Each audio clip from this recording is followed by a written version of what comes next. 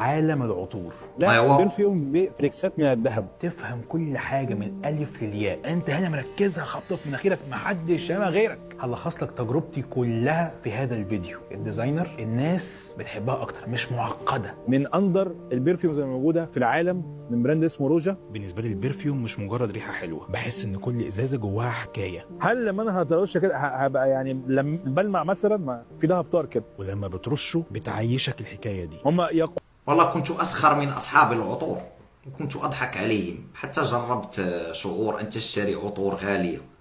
المعنى الحقيقي للإدمان. نصيحة من أخيكم فاروق، إياكم وأن تدخلوا في عالم العطور هذا.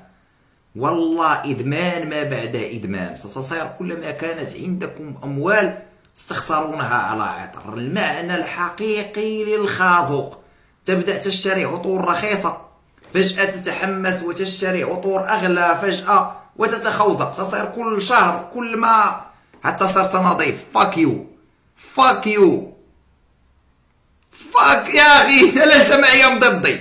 يقولوا ان هذا هو